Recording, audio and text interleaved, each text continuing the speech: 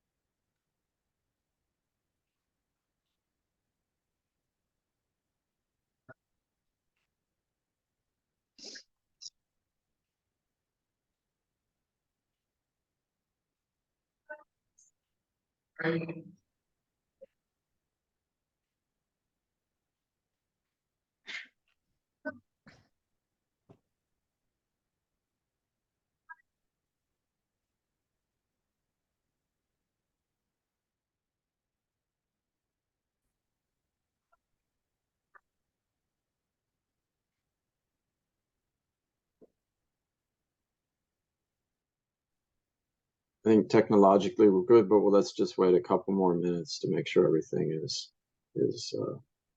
ready to go, if that's okay with everyone.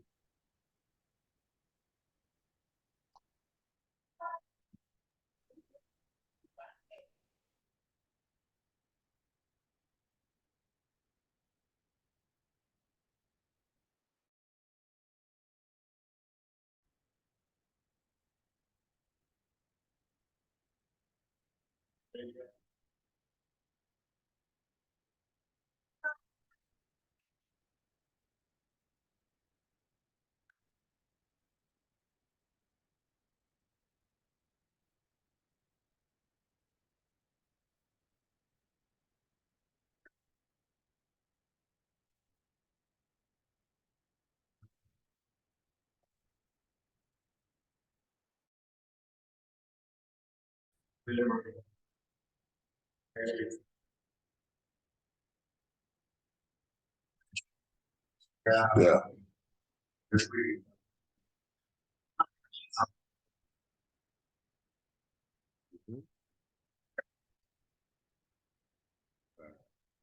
Just wanted to welcome Joyce. Hi, Joyce. Hello, everybody. Good morning. Good morning. It's good to hear you. We hear you well. Yes, perfect. Sorry, just finishing another. Hello, Hi. everybody. Okay.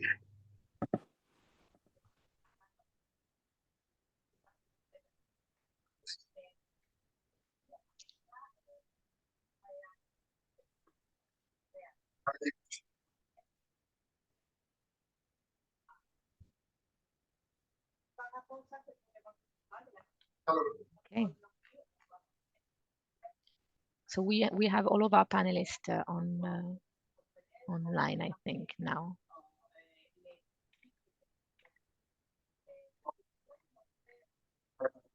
Yeah. Well, if we have all the panelists and technologically we're good, I think we might be able to start. We have 62 participants connected, so it's a fair number. Okay. I think we'll just wait 1 minute to 10:06 and then we'll start if everybody's okay with that. Now that we have everybody on board and everybody can be heard and seen.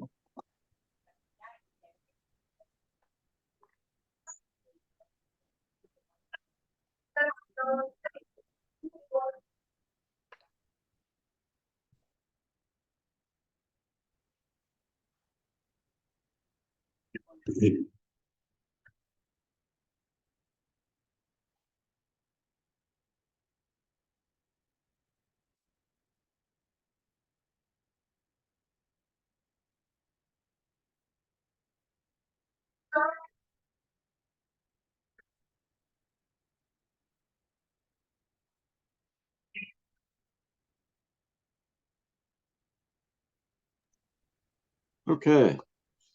I want to welcome everyone to the climate virtual. Can people hear me? Good. I want to welcome everybody to the Climate Vulnerable Forum Office of the United Nations High Commissioner for Human Rights event. on advancing equity and the rights for people and states on the front lines of climate crisis. My name is Todd Howland.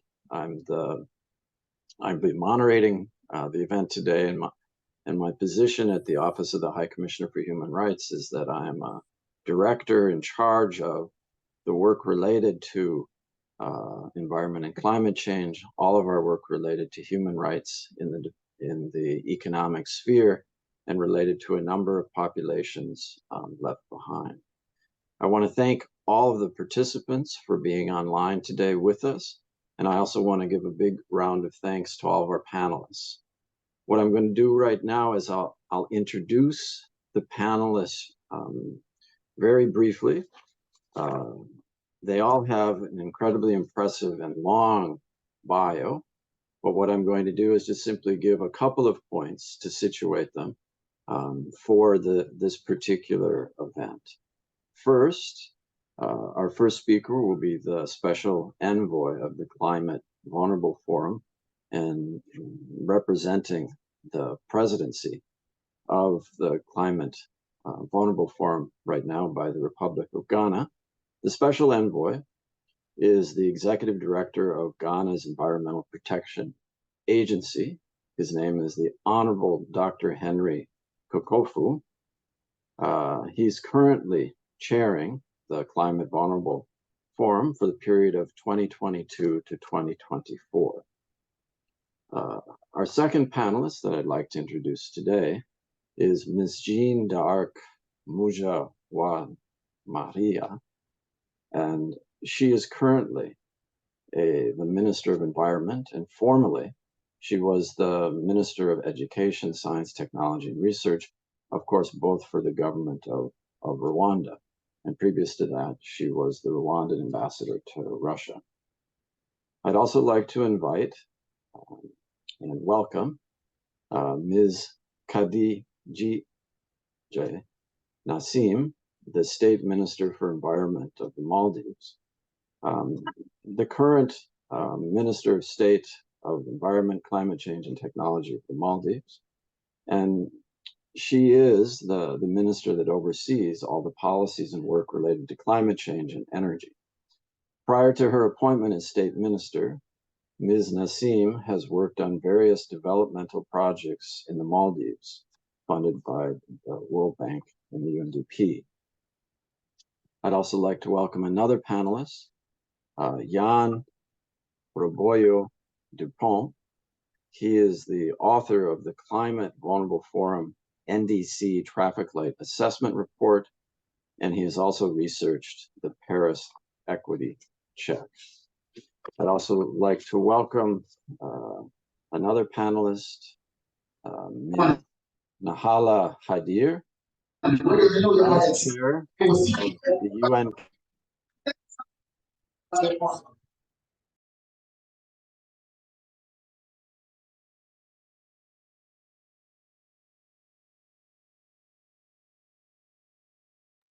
Todd, you're on mute. Todd, you're on mute. I'm sorry. You're back. I didn't touch anything, but I guess I became muted when we were adjusting something. I don't know where I stopped. I was introducing Ms. Nahala Hadir. She's the vice chair of the UN Committee on the Elimination of Discrimination Against Women, of which she has been a member since 2013. Nahala has over 35 years of professional experience, mainly within the United Nations system, in various capacities, both at headquarters and in the field, ranging from social development to relief coordination to peace building and to development cooperation. The next panelist I'd like to welcome is Joyce Mendez. She's a member of the UN SG's Youth Advisory Group for Climate Change, a social entrepreneur working on transboundary cooperation in the water, energy, food nexus with an emphasis on energy justice. I'd also like to welcome panelist Hindu Omoro Ibrahim. Hindu Omoro Ibrahim is a member of the Moboro people in Chad and a coordinator of the Association of Pel women and indigenous peoples of Chad. She is from the area around Lake Chad, a water source for over 40 million people that has lost 90% of its surface area in just 40 years, sparking conflicts among its shoreline. Ms. Ibrahim began the first major dialogue in the area's numerous cultural communities. Together, they are creating a 3D map of the environmentally fragile region to inform conservation and resource management while promoting security. So I want to thank all of the panelists for joining us today. This event is in honor of OHCHR's Spotlight Month on Environment and Climate Change. So we want to thank very much the Climate Vulnerable Forum and the Republic of Ghana for joining us in organizing this event. Without further ado, I'd like to move to our panelists, reminding them that please be aware of the time because we do have a number of speakers. First, I would like to hand this over to Dr. Henry K. Kukofu, who is the Special Envoy for the Climate Vulnerable Forum during the Ghanaian presidency. Dr. Kukofu, over to you, please. Yep. Thank you very much for giving me the floor. Good morning once again, colleagues, ladies and gentlemen. I am honored to be speaking at this high-level opening as a special envoy of the Ghana presidency of the Climate Vulnerable Forum, CVF. CVF and the Office of the United Nations High Commissioner for Human Rights, have jointly on the importance of equity and human rights in our climate commitment and conversation. The nations of the CVF are among the most vulnerable to the effects of climate change. And it is therefore our proud to defend the human rights of all communities standing on the front lines of this global emergency and catastrophe. As we gather here today, the planet has already warmed by approximately 1.2 degrees Celsius, and we are witnessing the dire consequences of temperature increases. Impacts are not abstract, they are real, affecting lives, livelihoods, and ecosystems. Indeed, it is now widely recognized that the changes in the Earth's climate and the ensuing adverse effects have negative implications both directly and indirectly for the effective promotion and protection of human rights. So we are seeing people's rights at the center of this climate conversation. The right to life is imperiled as extreme weather events, rising sea level, and food scarcity increasingly threaten the very existence of population. The right to health is compromised as air pollution and the spread of diseases intensify. The right to food and water is undermined as changing climate patterns disrupt agricultural practices and access to clean water. The right to a clean and healthy environment is eroded as environmental degradation and loss of biodiversity as increased. Inequalities are exacerbated as marginalized communities and developing nations often bear the greatest burden of climate change.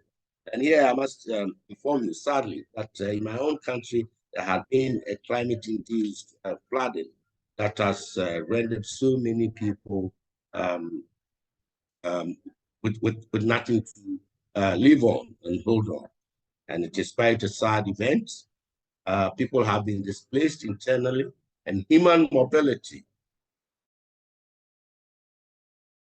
that is unplanned due to this climate effect has occasioned my own country here. In light of this, the CVF commissioned the traffic light assessment report, which will be presented later by the lead technical author. The report assesses with equity parameters the alignment of each nationally determined contribution. The 1.5 degrees Celsius goal, a threshold that is a matter of survival for vulnerable countries.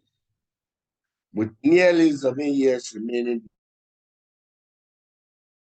before reaching 1.5 degrees Celsius of global warming, it is imperative then that states, particularly the major emitting ones from the global north, urgently adjust their greenhouse gas emission reduction target 2030. This has notably been reiterated in the COP26 and COP27 decisions. And I do hope that the coming COP28, we will have to revisit this point. Based on the findings of this report, the CVF launched the first share now, who polluted the most to make a greater effort to tackle climate, especially since they are the richest and most capable to act. Regrettably, major emitting countries have not done enough to account for their emissions and address their historic responsibility. To conclude, the world is at crossroads, and we must seize this opportunity to make a course correction towards rights-based climate action that prioritizes the needs of people and states on the front lines of the climate crisis. We cannot afford to ignore the grave consequences of inaction or inequality action. Together, let us work towards a future where equity and human rights are the heart of our climate commitment, creating a sustainable world that upholds the dignity and well-being of all, now and for future generations. Thank you, and I look forward to the insightful discussions that will. God bless us all. Thank you. Thank you very much, Mr. Minister. I just wanted to reiterate a couple of points. The technology sometimes was failing us, but I want to thank you for reinforcing the importance of looking at the current human rights impact from right to life to livelihood, the impacts on food and water, on health, the impacts on how biodiversity also impacts human rights, how inequalities play out in the context of climate change. You mentioned how specifically marginalized groups become even more marginalized in the context of the impacts of climate change. You discussed the importance of the efforts by the Climate Vulnerable Forum in terms of looking at a differential responsibility, but also calling for a global response, understanding that we have limited time in the context of the upcoming COP, that it's important that we seize the opportunity to work together for equity, human rights, and for the well-being of all. And so I want to thank you very much, Mr. Minister, for that intervention. Now we'll move to a recorded message from the High Commissioner for Human Rights, Mr. Volker Turk. Could you please play the video?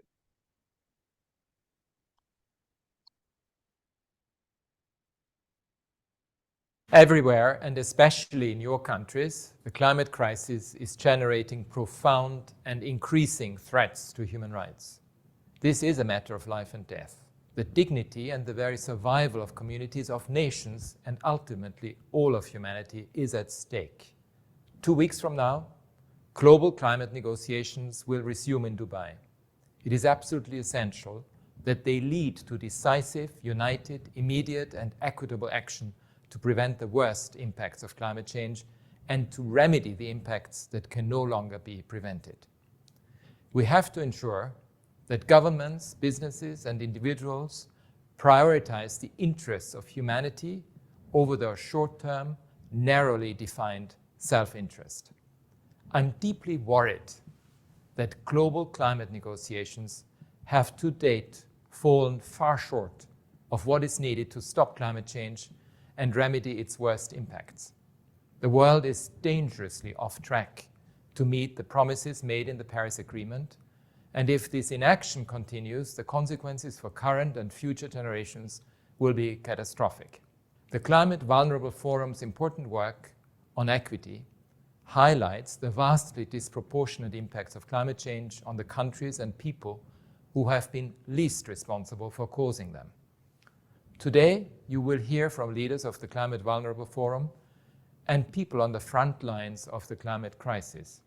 I emphatically support their demand for justice, and I urge all states to drive concrete action at COP28 to meet this demand.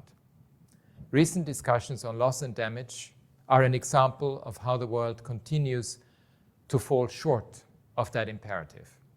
The climate justice movement and many of the countries most vulnerable to climate change struggled for years for an agreement to establish a new loss and damage fund, finally achieving this objective at COP27. But the recommendations that have been sent to COP28 for operationalization of that fund do not satisfy the demands of those that are most affected by climate change.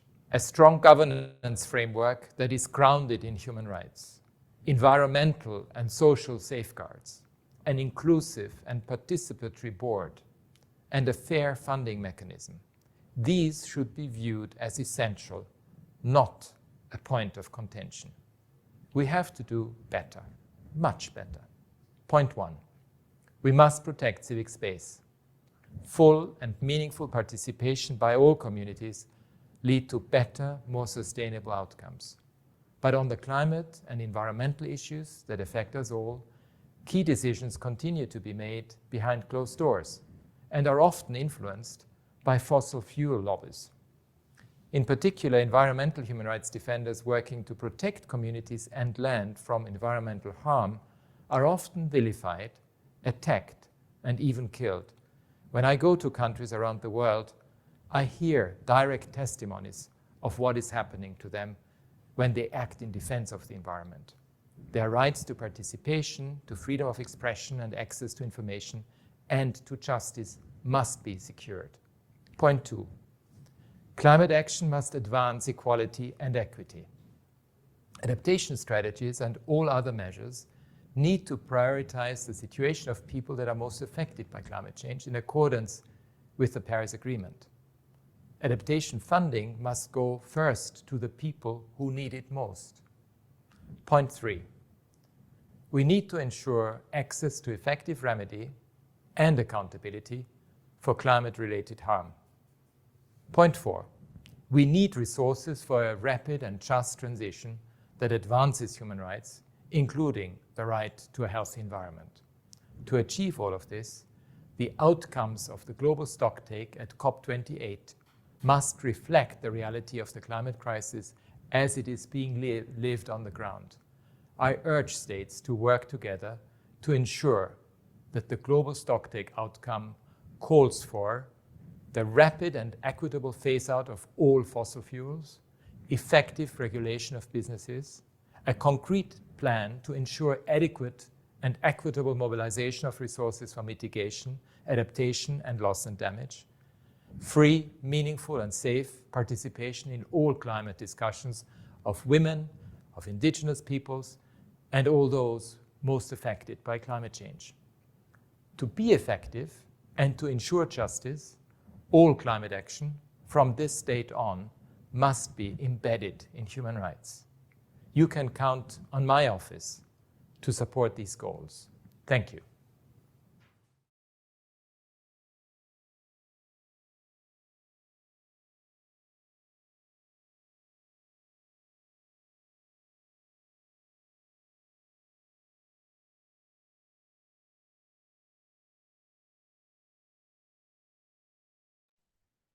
Sorry about that. Now we'll move to the panel. I would like to first call to the floor Her Excellency Ms. Jeanne d'Arc Mujawamariya. She's currently the Minister of Environment in Rwanda. Muhoro. I would like to first remind everyone and then ask you, Ms. Minister, in the context of the upcoming COP, what do you think is the most important demands that can be made from the Climate Vulnerable Forum and from those most affected by climate change, given the experience Rwanda has had in terms of building resilience and reducing vulnerabilities? Over to you, Ms. Minister. Thank you very much, Your Excellencies, dear colleagues, panelists, all protocol observed, ladies and gentlemen. Good morning, good afternoon, depending on where you are. So it is my great pleasure to be with you and to address this notable virtual event under the theme of advancing equity and the rights for people and states on the front line of the climate crisis. We all recognize that recent level of warming are already causing catastrophic impacts on human rights. And this underscores the urgency of the situation.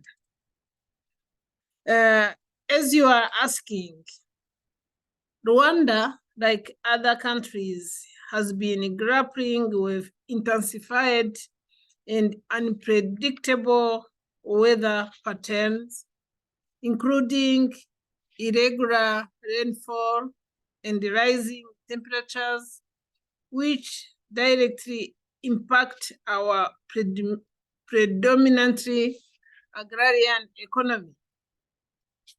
These changes pose severe threats to our food security, exacerbating the vulnerabilities of those already struggling low income. Hence, it is affecting our human rights. Rwanda's Vision 2050 and our national strategy for transformation have been providing a long-term development framework focusing on economic transformation, social inclusion, and environmental sustainability for the sake of prioritizing poverty reduction, job creation, and the improvement of Rwandan citizens' living standards. When we are talking about living standards, we talk about human rights.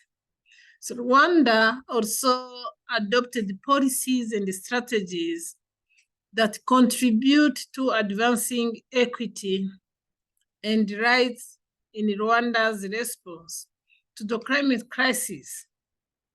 These include the National Environment and Climate Change Policy, the National Determined Contribution, as well as the Green Growth and Climate Resilience Strategy. Furthermore, Rwanda established social protection programs that target vulnerable populations, including the elderly, orphans, and people living with disability, for providing financial assistance, healthcare services, and other forms of support to enhance the well-being of citizens. We also made significant investment in renewable energy, particularly hydropower, solar, and geothermal energy. The scaling up of the off-grid solutions has increased energy access, reducing reliance on traditional biomass sources and mitigating deforestation. And as we are heading to the COP28 in Dubai in a few weeks, I will not conclude without reiterating how important it is to build equity and the right for people and the state on the front line of the climate crisis. The establishment of the proposed loss and damage, for example, would stand as a unique framework that can support nations afflicted by irreversible damages from climate-related disasters such as drought, floods, and rising sea levels. Ladies and gentlemen, we have to raise our voice, we have to raise our ambitions, but not the sea level. The fund should be grant-based and by no means increase the pressure on debt for developing countries, that is equity. Countries need also to raise their ambitions when it comes about their commitment being NDCs or commitment on finance. We need finance. Rwanda is already working hard to get its population thrive and build resilience to the climate crisis. And I hope it is the same for all of us here, climate vulnerable forum countries. So let us join our hands, let us join our voices to support each other as climate knows no boundaries. Climate crises do not need visa to travel. So let us raise our voices, our ambitions, but not the sea level, ladies and gentlemen. I thank you very much for your kind attention. Thank you very much, Excellency, for that intervention. I would like to now pass the floor to Ms. Khadija Nassim, who is Minister of State for Environment, Climate Change and Technology of the Maldives. Certainly, we've heard and read in the papers about the challenges facing the Maldives in terms of your ecosystem, the impact on your seashores. How are you dealing with that in terms of also the human rights impact of the people? And then I'd like you to also look toward the COP28 in terms of looking toward what do you think are the main obstacles that we need to cross to get to the types of commitments we need relative to climate in COP28? Over to you, Minister of State. Thank you, Todd, and good afternoon, Excellencies and colleagues and friends online. We already heard from honorable ministers and the UN Human Rights Commissioner of the challenges that lie ahead. And just as you mentioned, the Maldives is one of the lowest lying islands in the world. We are very vulnerable to climate change and we're on the front line. And for us, this COP is really, really important because of the global stocktake. Because this is the now or never moment for us to course correct. And already at the 1.1 degrees, we're feeling the impacts so much. We really want to ensure that countries that are responsible for the emissions actually take action. And that is one of the most important things for us in that sense. Also, I have been working this entire year on the transitional committee for the loss and damage, trying to establish the loss and damage fund and the funding arrangements. And I believe that we have come a long way in sending a closed text and set of recommendations to the COP, but it doesn't end there because the fund is just a shell at this moment, and there's no capitalization, and that's the most important thing. So we have to still work so much in the COP and beyond to work on capitalization of a fund that actually works for the most vulnerable, and also to make sure that this actually reaches the communities that are in need. And we know that this is an issue of climate justice, it's an issue of human rights, it's an issue in every sense for countries like the Maldives and others that are facing this existential threat. So for us, the COP is really important, and we also believe that the reason why we are here is because the world failed to act on mitigation and we failed to act on adaptation, and unfortunately we're discussing loss and damage. So what we really need is not only double but triple the finance for adaptation, because what's there for adaptation is measly. And why is adaptation so important for us? It is really important because of the transboundary nature of climate change impacts. So what happens in Norway will have an impact in the Maldives. And how Norway reacts to a situation versus how the Maldives reacts to a situation is the difference in our capabilities, resources, access to technology, and finance. And this is why this is the precise reason why climate change requires global collective action. Because without collective action, we are all left on our own. And so for that, we need to work together to also reach an agreement on the definition of the global goal and adaptation. We also need to capitalize and operationalize the fund for loss and damage. We also need to address the root cause, which is mitigation and keeping the world under 1.5 degrees, because the 1.1 is very dangerous already. So in a nutshell, I would say that this COP is very important, and it is an immense opportunity for the world to come together to take action. And I think we have to remain hopeful here, because a lot of the world is dependent on the outcomes of the COP. Thank you. Thank you very much for that intervention. We'll now move to Professor Jan Rebollo Dupont. Professor, thank you for being with us.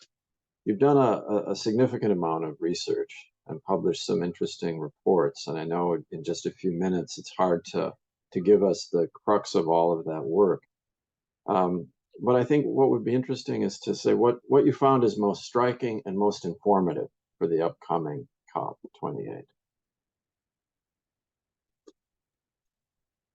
Thank you very much for the opportunity to speak. So yeah, I'm a climate scientist working on trying to quantify the different equity principles that were mentioned in the Paris Agreement to try to convey how this can be applied to look at the ambition of the different NDCs. And so linking and sort of trying to extend the results of the stock take that we're mostly focusing on global scale results and trying to assess the progress of the world. We obviously saw that the accumulation of countries' emissions targets are collectively insufficient.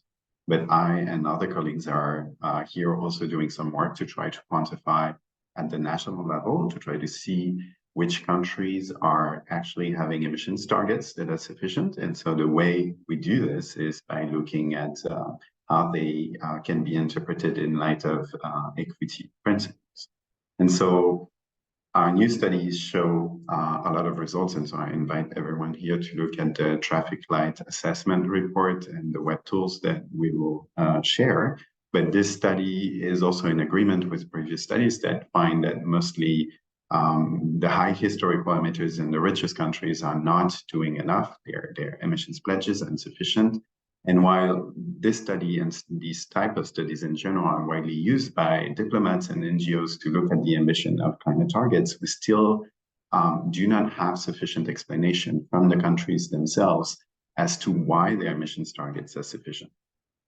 So increasingly, this literature is recognized. It's also recognized by courts, including when linking with questions of human rights. So that's also why I'm very happy to be in this panel today, to be able to join issues of climate justice with those of human rights.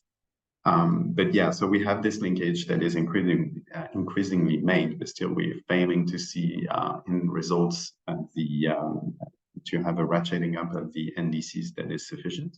And with this new study, what we're showing, the novelty of it, is that we realize that as we are seeing little progress and as we near 2030, updating the same ambition metrics just gives a more and more lenient appreciation of an ambitious NDC. So in this study, we try to allocate emissions fairly from now on, not trying to give time for countries to tend towards equitable shares. And so we quantify and we allocate the emissions level to countries, and we see how much they should be emitting. What we see is that a lot of countries in the global north should be reducing emissions a lot more. And that can be done possibly on their emissions, on their territories, but it could also be with international financial support to some developing countries whose emissions targets are already well within their fair share. So they're already being very ambitious, and sometimes much more than what would be their fair share. And despite this ambition that we see from countries often in the global south, the collective amount is, as we saw in the stocktake, insufficient. So there really should be a lot more effort both to reduce emissions, but also to increase contribution to international mitigation, possibly through support from countries in the global north. Thank you. Thank you, Professor. I would now like to give the floor to Ms. Nala Haidir. Thanks for being with us. It's been 5 years since the CEDAW, the Committee on the Elimination of Discrimination Against Women's General Comment 37, related to the dimensions of disaster risk reduction in a changing climate. In the context of the upcoming COP and in the context of 5 years on from the general comment, Ms. Haidar, could you give us a sense of whether you think there's been any progress and what specific actions you're hoping from COP28 relative to the rights of women? Thank you.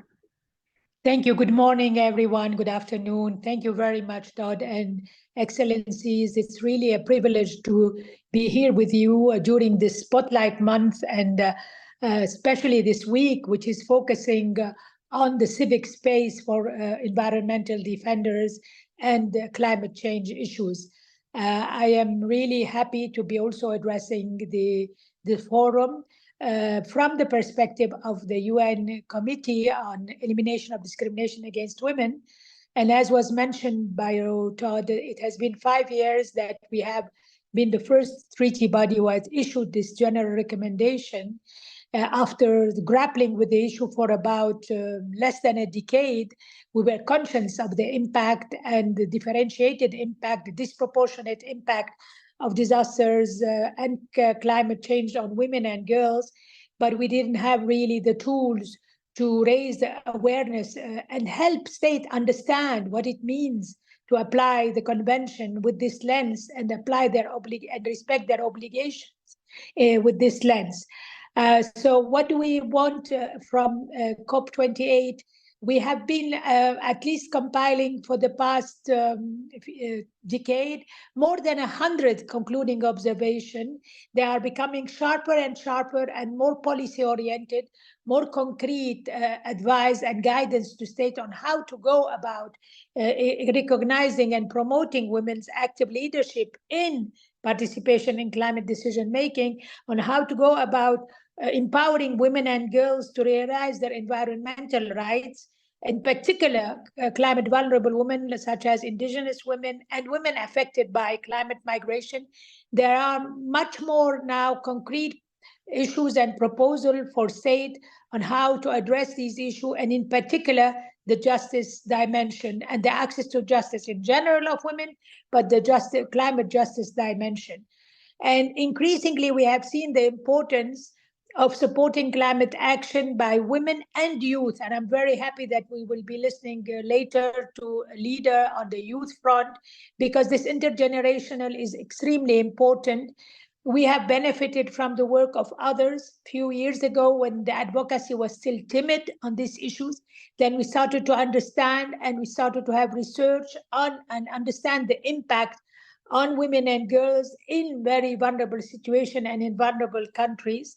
I think everything was said by the Minister of the Maldives, Excellency, by the Minister from Rwanda, and by the researcher Mr. Dupont just earlier about what we need to ask on NDCs and all the concrete aspect of stopping the fracking, of stopping the fossil fuel, etc. But what I want to say is that we need also to look at the reforms of law and policies and justice institutions to make them more responsive to climate needs of women and girls in line with international human rights standards.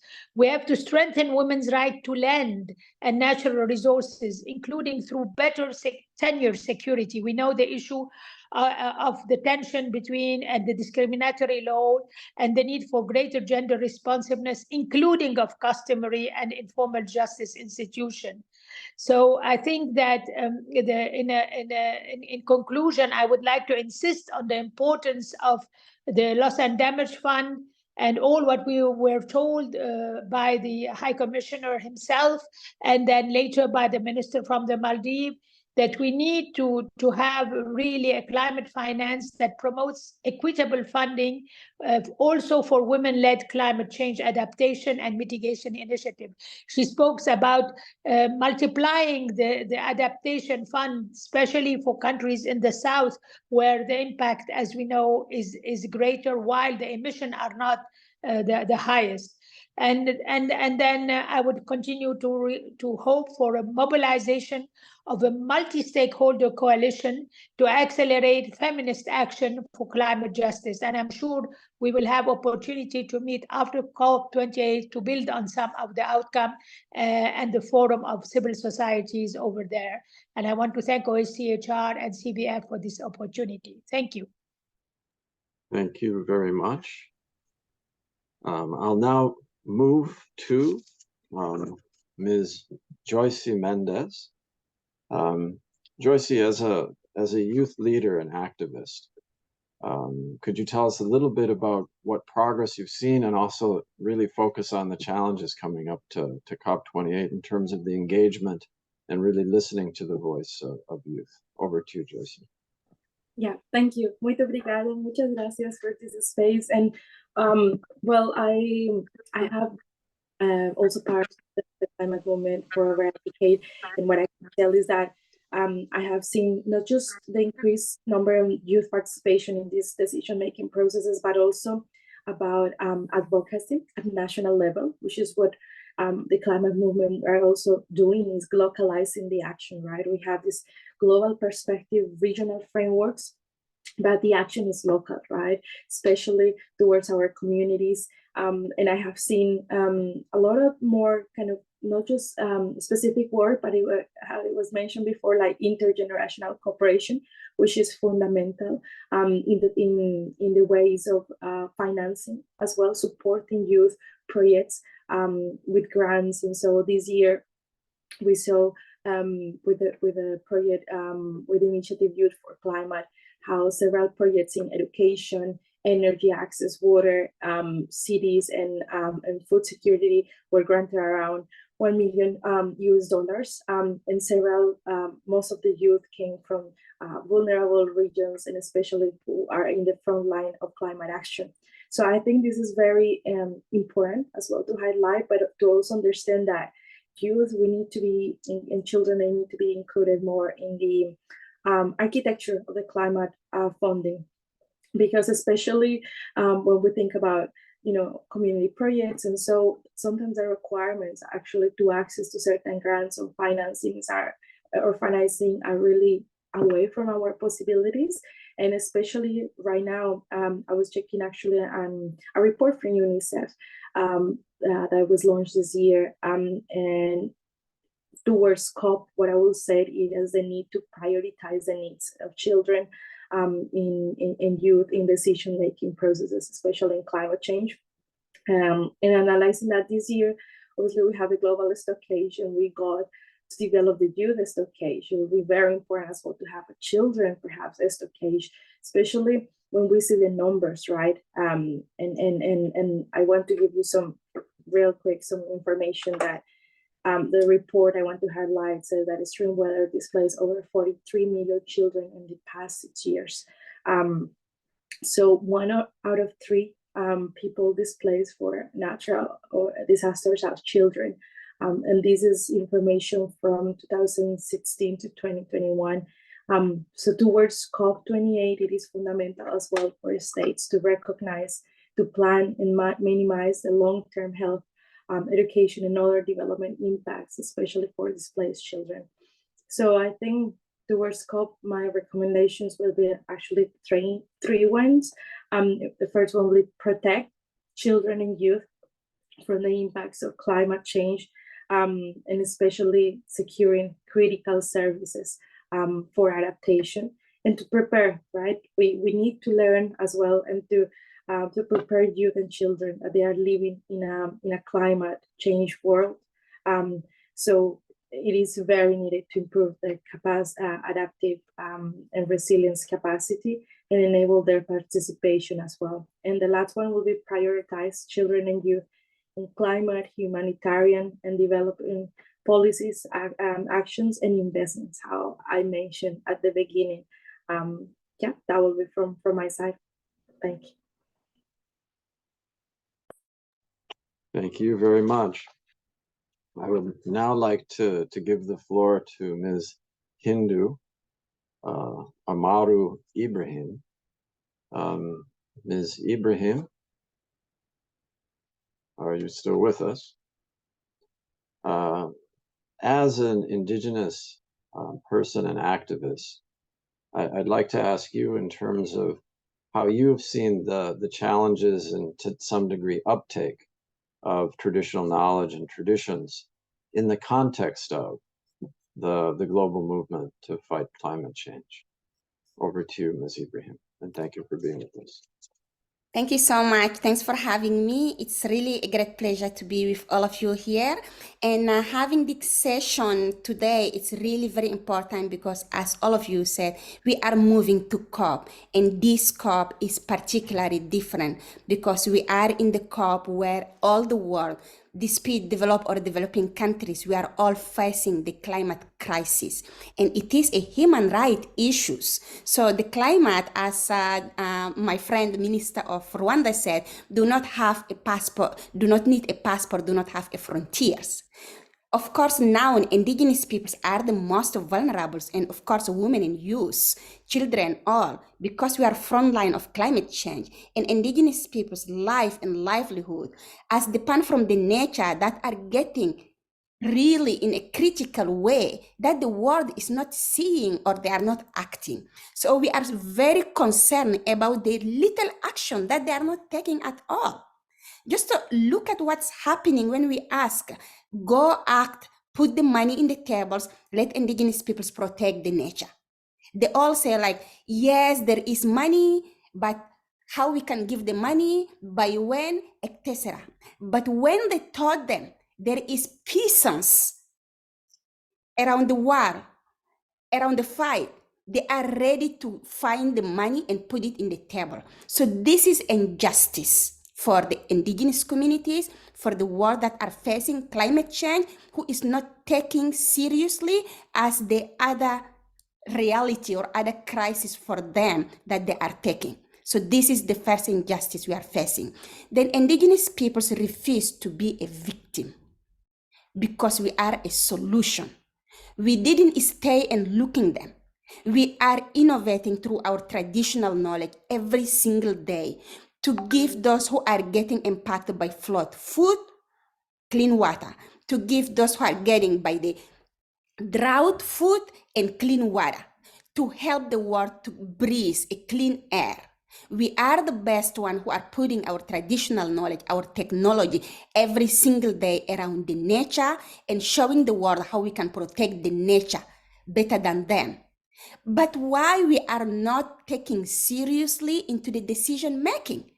This is another injustice. So it's very easy to have indigenous peoples just to be participated as checking box. We don't want to be a checking box. We want it to be here, listen, and implement what we are asking for. So human rights violation is not only violating our land, our resources, killing our peoples who are standing up to protect the nature. It is also the violation of the right on decision making from the local to national to international level. Now we are moving to the COP28. Yes, we get support to have our pavilions. Yes, we get support to get Indigenous Peoples Day. But for us, what is the meaning of having us there or celebrating our day? It is to have us into the decision text. Firstly, we are talking about the loss and damage funding implementation. How the funding of loss and damage to be very urgent, quick implemented. It is not the funding that we need more discussions. We are not talking about Green Climate Fund that take years and years to establish and now have thousands of criteria that excluding even the countries who have ESPER. We are talking about the funding that can respond very quick, immediately to the losses of the peoples from their own life that they are losing, to their land, to the resources, to the knowledge that we are losing, how we can protect that. We are talking about the funding that can respond to the communities like my grandmother, my cousin, who didn't went to school, who cannot fill an Excel sheet, but who deserve this money because they didn't create the climate impact. So we wanted to have those funding mechanisms to include Indigenous peoples, to have the mechanism who is accessible, who are reliable to the communities that need the money. Secondly, we are going to the countries who is a fossil fuel emitters. How we can get a decision of ending fossil fuel to end the injustice on our land and our territories.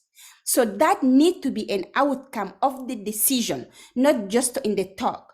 We need net zero by 2030. We cannot wait 2050. Our people are already dying, and that have to be an outcome of the COP. And of course, the solution, the renewable energy, the just transition. So just transition mineral must be very regulated to do not take us from the fossil fuel to the most extraction of all the mineral that we need, because those minerals are in Indigenous people's land, and we cannot allow anyone again to violate our land, our biodiversity, because to fight climate change, we need to protect biodiversity. And those biodiversity are the knowledge and wisdom of Indigenous peoples that can protect the planet. So I'm really looking forward to everyone who is going to the COP to be sure that Indigenous people's needs, Indigenous people's wisdom to be on those decision texts. We can stand up all for the human right, for the right of the people, for the right of the planet, and of course, the right of the guardian of this planet, the Indigenous peoples. Thank you. Thank you very much, Ms. Ibrahim. At this moment, what I'd like to propose is that if you have any questions for our panelists, what we'll do is we'll have we have time for just a couple of questions. Raise your hand through the Zoom platform if you would like to present a question. Indicate if it's for a particular panelist or for all of them. Then what we'll do is we'll have a short response from the panelists, just 2 minutes each. And then I will give I will sum up then the input from various of our panelists, and thank you. So at this time, if there are any of you participants that would like to take the floor, I will give you the opportunity. And while you're thinking about that, I think it's important that we do reflect on the words of the last speaker, Ms. Ibrahim, in terms of the world is seeing but not taking the action that's necessary. And so I think it is important that we have an opportunity now to participate and to push forward the needed changes. If there are no comments, what I'll do then is take the opportunity to ask each one of our. I'm correct, right? There currently are no one who's asking for the floor. So if that is the case, what we'll do is we'll go back to the speakers in the order in which they spoke, First, His Excellency, Minister of Environment Protection from Ghana, Dr. Henry Kakofu. I don't know if you're still with us, but if you are, Minister, could you please provide, let's say, after hearing the other speakers, what you would like to add to the panel discussion at this moment? Over to you, Mr. Minister. It seems Honorable Kokufu had to leave, unfortunately, Okay. as well as the Minister of Maldives and Rwanda. They left, the three of them. Okay. So I guess then what I'll do is take the opportunity, because we have, I believe, 4 of the panelists that are still with us. Ms. Haidar, Professor Reboyo Dupont, Ms. Mendez, and Ms. Ibrahim. I think it would be useful if each of you, after hearing the reflections of the others, helped us to think about how we can maximize this opportunity that we have with COP, and how do we actually get let's say, the world community to take the actions that are required. Let's see, I think in terms of order, that would be, we'll start with Professor Reboyo.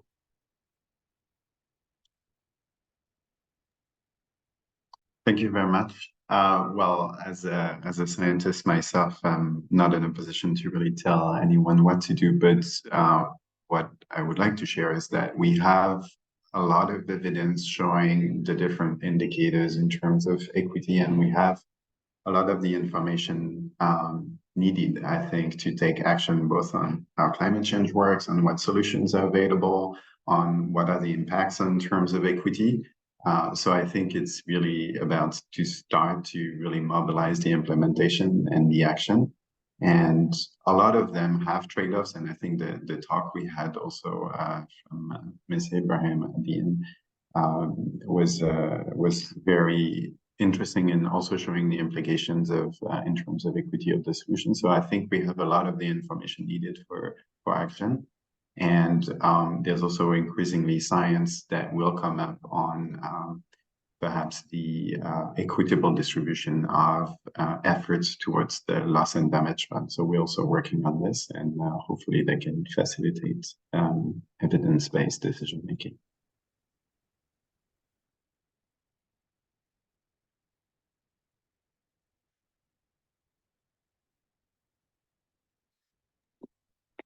Thank you very much. I'd then like to hand over to Ms. Haidar. Hello. Thank you. Can you hear me? Because I lost the video. No, we can hear you. Go ahead. Okay. Please. Thank you. Thank you very much. Indeed, it was really very much interesting to hear also from Mrs. Ibrahim, as you rightly said, Todd, because she summed up what the urgency and the requirement to continue to really put pressure, to continue to demand, to never to give up. I think with the information that we have, with the research, with the scientific information, we have much more weight to put the pressure to get the commitments gradually. We have done some progress in the past few years, but not commensurate with the impact, not commensurate with the needs. So we need to increase that pressure. And I think what we really have to seek more protection for is for all the, in particular, indigenous women, but all the environmental activists who are the one who are helping us understand impact even before we can sense it. So we really need to do much more to allow them safe space, to allow them to lead their action and engage more and more with youth. I repeat, this is so extremely important that we have to use this COP to also get the commitment on the loss and fund much more articulated with the equity that is needed, and not to have things being kept on the back burner, as has been the case in the few recent conferences. So we need to be result oriented, concrete results, measurable results, come back and implement together and see what works, what doesn't work, and continue our advocacy for a full integration of human rights in the climate change action and adaptation. We have done not bad so far, but it's not enough. Thank you very much, and thanks to OHCHR and CBF for this opportunity. Thank you, Ms. Hyder. Some closing remarks then from Ms. Mendez. Thank you. Yes, I think that besides what I also mentioned during COP and having perhaps a perspective as well from my region, from Latin America and the Caribbean, I think it's very important as well to, as it was mentioned as well, protect youth, children, and activists' lives as well by ratifying the Escazú Agreement, and as well as what we are doing as well with civil society, because as well for some of the countries, especially the country I'm born, Colombia, Brazil, to be a climate activist is very dangerous as well. And I have known several indigenous peoples and several even colleagues who have disappeared just for speaking out of their voices, for their rights.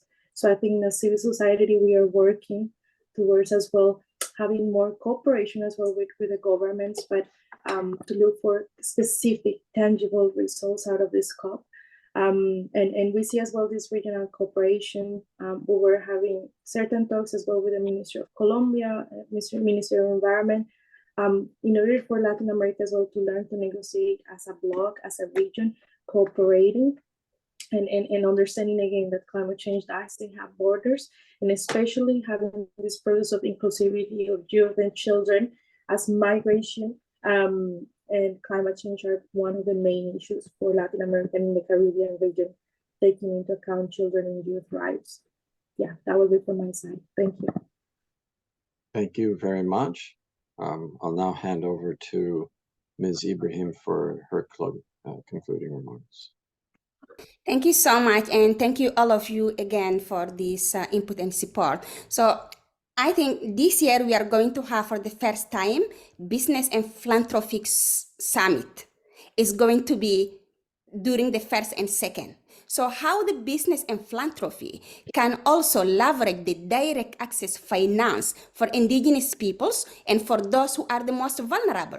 If the state say they have the excuse, they do not have funding, or they have the funding with a criteria, whatever. So business and philanthropy get an opportunity to put the real cash in the tables. And how we can ensure what is their discussion and what they are putting in the table is right-based approach, and it is not a greenwashing. So this is the most important to clarify and to speak all together loudly in this forum. And secondly, the summit of the head of state, they are saying it is the first one who will have the most leverage of head of state that are attending. But if all those head of state are coming, what are they going to commit on the human right-based approach? Are they going to fight between themselves, developing, or are they going to think about the people? So we need all to send a strong message. The COP must be about people, not about the power showing, and how all their messages can be protect the nature, can be protect the peoples, can put the most important for all the world communities, food in the tables, clean air, access to the water. Because that's all what we need. You can be rich, you can be poor. You need water to drink, you need clean air, you need food. It could be like you are eating a very high food and another one eating like a very low food, but it's called it food. So how we can be sure those three rights are respected in this COP, and how they can understand at least We are not there to just to talk about who is the most powerful, but we are there to talk about our common planet, about our common place. So I think that will be very important. And finally, the COP, it's moving to the COP 29 and COP 30, where we are going to review the NDCs to reduce the emission at the COP in Brazil, probably. So how we can have a strong roadmap that can be designed from the COP 28 through the COP 29 to the COP 30 to reduce the emission, to include the peoples for the real. So we don't want to have the COP. This is always focusing on the 2 weeks of the negotiation and restarting from zero to another COP. It has to be continuity.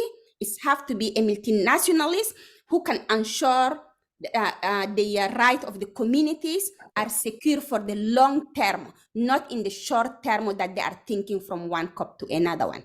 And thank you so much for the opportunity. I really, really looking forward to see all of you at the COP to stand together for the right of people and the planet. Thank you. Thank you, Ms. Ibrahim. I'll just take a few minutes to recap some of the important points made by the panelists in their first and second interventions. We started with the Minister of Ghana, who reminded us that today we're already seeing significant impacts on human rights of many people throughout the planet. Right to life, livelihood, food and water, health, the growing inequalities that we're seeing, and how climate change is affecting the marginalized and making them even more marginalized and left behind. He reminded us of the importance of the Climate Vulnerable Forum and the efforts related, that there should be a differential responsibility, that those that have contributed more to climate change have more to contribute now to addressing the situation. And he called upon us to seize the opportunity, to take this opportunity to work together on behalf of human rights and the planet. The High Commissioner for Human Rights reminded us that today we're dangerously off track in terms of the commitments made, and that we're already seeing huge impacts, and that it's time for business and governments to prioritize human beings, the rights of others, more so than short-term gain. He indicated the importance of moving the discussion from loss and damage to actual practice, and that it requires more participation of those most affected. He made 4 specific points. One related to climate justice, which obviously is about equity for those most affected. On access to remedy was his second point. Third was on a just transition, and fourth, on the rapid phase out of fossil fuels. The Minister of Environment from Rwanda indicated how Rwanda is currently grappling with unpredictable weather. She indicated the problems of rains and the impact that's having on food security and the right to health and food in her own country. She then spoke about the need for each country to develop a national strategy, a long-term strategy. And she indicated that in Rwanda, their 2050 national strategy had 3 aspects. 1, economic transformation. 2, social inclusion. And 3, environmental sustainability. And she said all of those were grounded in the idea of improving the lives of people and improving the level of respect for human rights.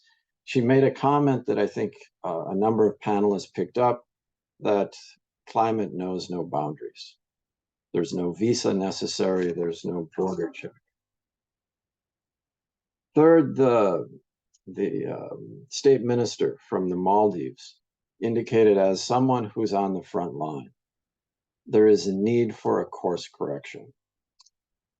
She called on those countries that were most responsible for creating the crisis that we are all suffering to make a commitment to moving the loss and damage from just what she called a shell to actually capitalizing it. The capitalization of the fund is necessary, And then secondly, she said, how do you create the procedures and mechanisms so that that fund actually works for, I'm sorry, actually works for the population it needs to reach. She first said that the most important thing is to stop the progression of climate change. Professor Roboyo Dupont indicated that in their research, they've taken a deep dive at looking at emission standards and whether those are actually adequate. And that what he has found and his co-researchers have found is that the richest countries are not doing as much as they should relative to emission standards to meet the commitments that they've already made. That there is no clear explanation for why there is this disjunction between the commitments made, the emission standards that are necessary, and the actions that should follow that. I think that type of scientific work is extremely important, and he indicated that it is being picked up by a number of courts and a number of advocates. Ms. Haidar spoke about the importance of civic space and of activism and of the importance of governments providing the space needed for activists to participate in the discussions around climate change and for pushing for the necessary changes in their countries and globally. She indicated that the Committee on the Elimination of All Forms of Discrimination Against Women had now over 100 concluding observations that have become more and more specific and more technical about how climate change related regulations and efforts should be and should integrate the leadership of women, should empower women, and ensure that those most vulnerable from climate change are participating in the decisions that affect them. She discussed how important it is access to justice and access to climate financing. Ms. Mendez reminded us of the importance of youth participation and advocacy. She indicated how that today the youth is more active, but the challenges continue to be enormous.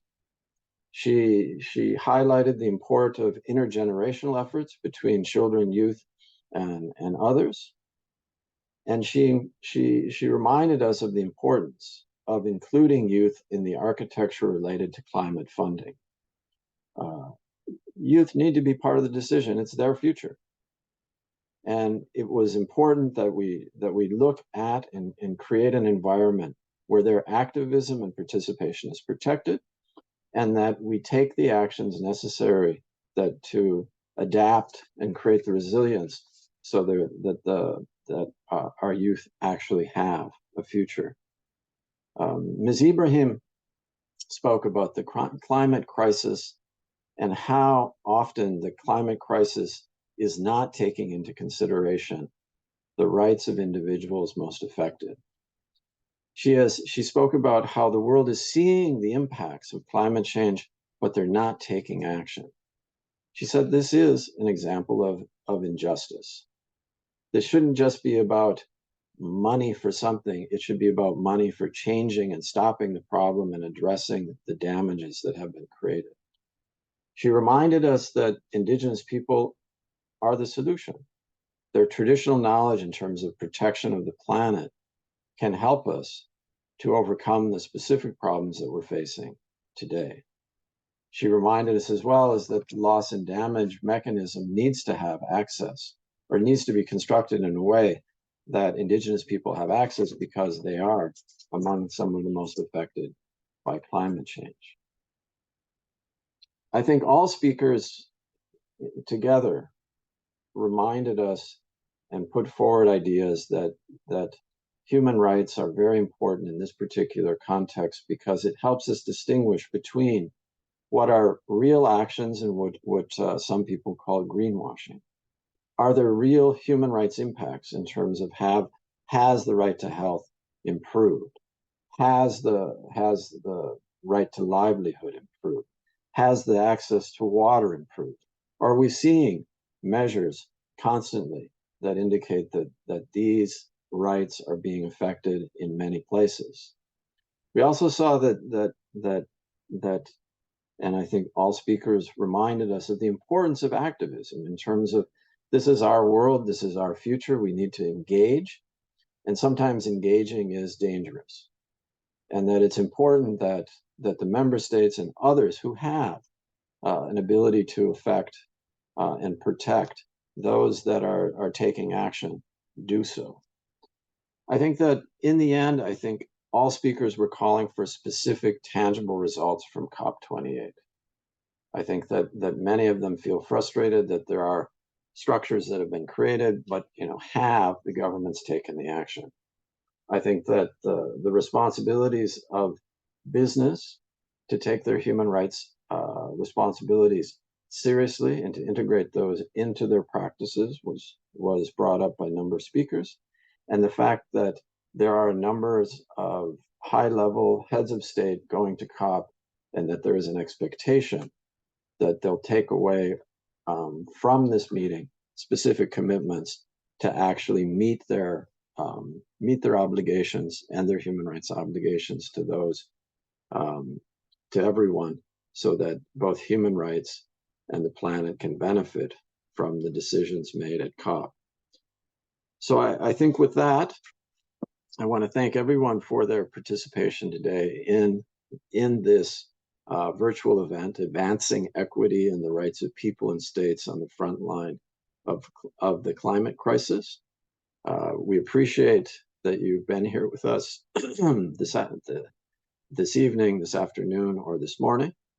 And we really encourage you to continue your activism, because it's only through that we can actually meet the needs that our world currently is facing. So I want to thank you very much for your participation, and a special thank you to all the panelists. Bye-bye. Thank you. Thank you, John. Thank you, everybody. Goodbye. Thank you. Thank you. Bye-bye.